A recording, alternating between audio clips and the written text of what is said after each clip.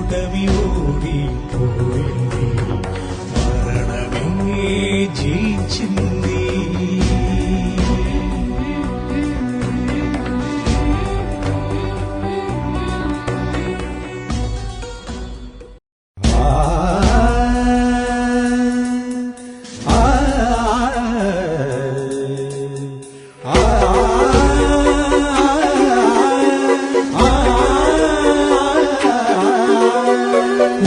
ఓడిపోయింది, మరణమే జయించింది.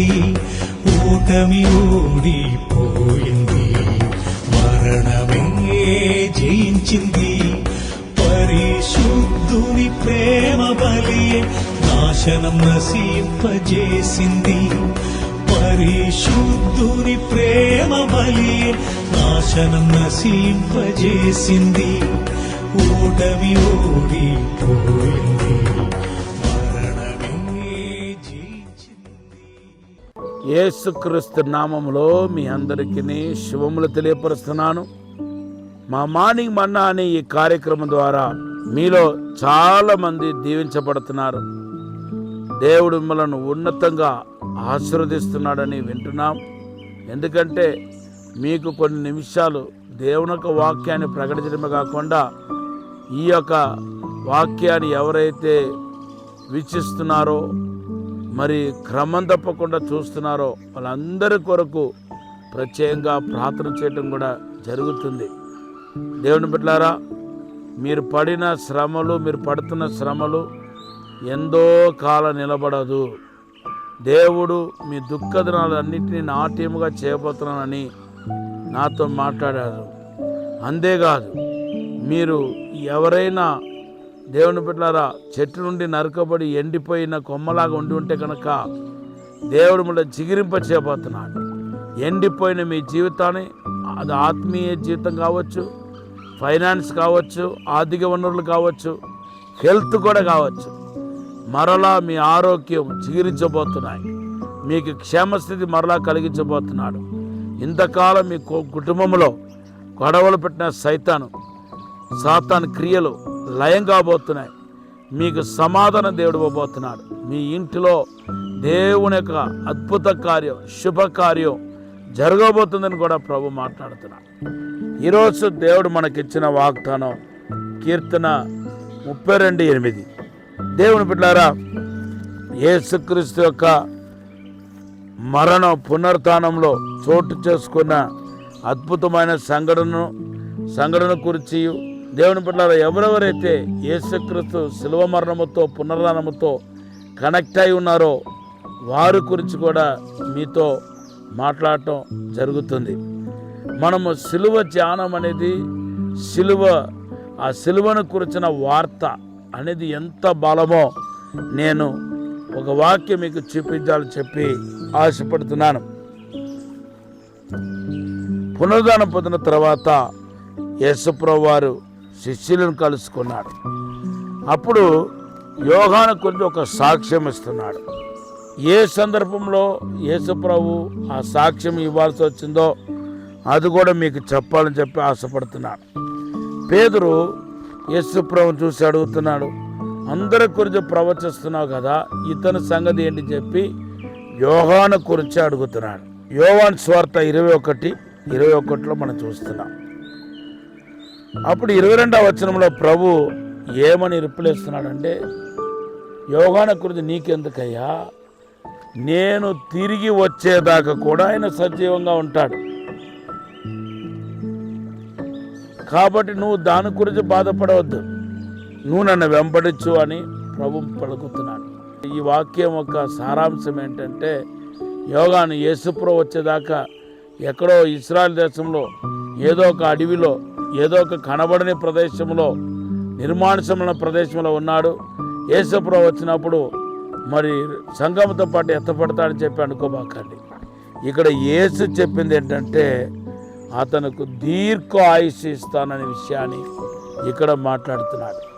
అలాగే దేవుని బిడ్డలారా, శిష్యులందరిలో మరి లాస్ట్గా చనిపోయింది ఎవరని వేద పండితులు గుర్తిస్తున్నారంటే యోహానని గుర్తిస్తున్నారు. యోగానికి దేవుడు దీర్ఘాయుష్ ఇచ్చాడని మనం చెప్పాలి, ఆరోగ్యం ఇచ్చాడని చెప్పాలి. ఆయన్ని అందరిలాగా హతసాక్షిగా చేయటానికి కోసం చాలా ప్రయత్నాలు చేశారు, కానీ యోగానికి దేవుడు ఆ మరణాన్ని ఆ హతసాక్షి అవటానికి ఒప్పుకోలేదు. ఒక హిస్టరీ చెప్తుంది, బాగా మండుతూ ఉన్న నూనెలు తీసుకెళ్ళి యోగాన్ని పడేశారంట. ఆయనకి ఏం కాకపోయేసరికి ఇంకా ఈయన దేవురా బాబు అని చెప్పి వదిలేసిపోయినట్టుగా ఒక సాక్ష్యం, ఒక చరిత్ర చెప్తుంది. ఏదేమైనా మరి దీర్ఘాయుష్ని దేవుడు యోగానికి ప్రసాదించాడు. దానికి ప్రధానమైన కారణం ఏంటంటే యేసు ప్రభు వాడుకున్నప్పుడు మాత్రం కాదు, యేసు ప్రభు సమృద్ధిని ఇచ్చినప్పుడు మాత్రం కాదు, యేసు ప్రభు అద్భుతాల పరిచర్యలో వాడబడుతున్నప్పుడు మాత్రం కాదు, యేసు ప్రభుతో ఉన్నత స్థాయిలో ఉండటం మాత్రం కాదు. దేవుని బిడ్డలారా, బైబిల్ చెప్తుంది మరి ఆయన సిలువ దగ్గర కూడా ఉన్నట్టుగా మనం పరిశుద్ధ గ్రంథంలో చూస్తున్నాం. ఆ సిలువ దగ్గరకు వచ్చి నిలబడినప్పుడు ఆయన ఎన్నో రకాల మాట అని ఉంటారు, చంపేస్తాం పొడి చేస్తామని కూడా చెప్పేసి ఉంటారు. కానీ ఆయన దేనికి భయపడకుండా, దేనికి ఆలోచించకుండా యేసు ప్రభు సిలువ మరణం దగ్గర ఉండిపోయాడు. సిలువలో జరిగిన విషయాలన్నీ ఈ యోగానికే తెలుసు. అక్కడ గెస్తేమని దగ్గర నుండి యేసు ప్రభు పునరుద్ధానం పొందే వరకు యేసుని అంటి వెంబడించినట్టుగా మనకు కనపడుతుంది. ఈరోజు మీరు కూడా యేసును అంటి వెంబడించాలని కోరుతున్నాను. ఈరోజు యేసు శరీరధారిగా లేరు కదండి, మరి యేసు వాక్యమై ఉన్నాడు. ఆదియందు వాక్యం ఉండేను, వాక్యం దేవునితో ఉండేను, వాక్యమే దేవుడై ఉండేను. ఈరోజు స్వస్థత కోసం, దీర్ఘాయుష్ కోసం ఎన్ని రకాల ప్రయత్నాలు చేస్తున్నారో, ఎన్ని హర్బల్స్ వాడుతున్నారో, ఎన్ని మరి ఎక్సర్సైజ్ చేస్తున్నారో, ఎంత డబ్బు ఖర్చు పెడుతున్నారో. దేవుని బిడ్డలారా, మీరు మందు కొనుక్కోవచ్చు, కానీ ఆరోగ్యం ఇచ్చేవాడు, ఆయుష్ ఇచ్చేవాడు మాత్రం ఆ దేవుడే. అయితే మనము ఆత్మీయంగా కట్టుకుంటే, భయభక్తులతో దేవునికి భయపడి నడుచుకుంటే ఖచ్చితంగా మీకు దీర్ఘాయుష్ కలుగుతాయి. సామెతలు 4:20-21లో దేవుని యొక్క వాక్య ప్రకారం నడుచుకుంటే మనకు దీర్ఘాయుష్ కలుగుతాయని రాయబడి ఉంది. మీ అందరికీ దేవుడు దీర్ఘాయుష్ ఇచ్చి ఆశీర్వదించిన కాక. ఒక చిన్న ప్రార్థన చేస్తాను. పరిశుద్ధము నమ్మకమైన పరలోక తండ్రి, ప్రియ బిడ్డలందరిని ఆశీర్వదించండి ప్రభా, విశేషమైన కృప దయచండి ప్రభా. దీర్ఘాయుష్ ప్రభావ పొందటానికి నేను అంటి వెంపడించాలని చెప్పారు తండ్రి. మీరు ఆశీర్వించండి, అద్భుతం జరిగించి మేలు జరిగించమని యేసు నామములో అడిగి వేడుకుంటున్నాము తండ్రి, ఆమేన్. ప్రభువుల దీవించిన గాక. ఈరోజు దేవుడు మనకిచ్చిన వాగ్దానం హగ్గై 2:19. రేపు ఇదే వాక్యాన్ని కంటిన్యూ చేస్తాను. God bless you.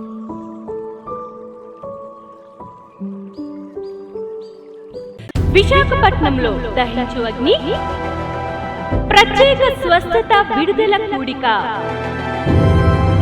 మార్చ్ 14వ తేదీన ఉదయం 10 గంటల నుండి ప్రారంభించబడును. ముఖ్య ప్రసంగికులు డాక్టర్ థామస్ గారు, దహించు అగ్ని మినిస్ట్రీస్, రాజమహేంద్రవరం. స్థలం సుబ్బలక్ష్మి కళ్యాణ మండపం, రైల్వే న్యూ కాలనీ, విశాఖపట్నం. మరిన్ని వివరాలకు 9494940072 మరియు 73. విజయవాడలో దహించు అగ్ని సేవకుల కూడిక మార్చ్ 17వ తేదీన ఉదయం 10 గంటల నుండి ప్రారంభించబడును. ముఖ్య ప్రసంగికులు డాక్టర్ థామస్ గారు, దహించు అగ్ని మినిస్ట్రీస్, రాజమహేంద్రవరం. స్థలం కందుకూరి కళ్యాణ మండపం, జింకానా గ్రౌండ్స్, విజయవాడ. మరిన్ని వివరాలకు 9032224646 మరియు 9032224747.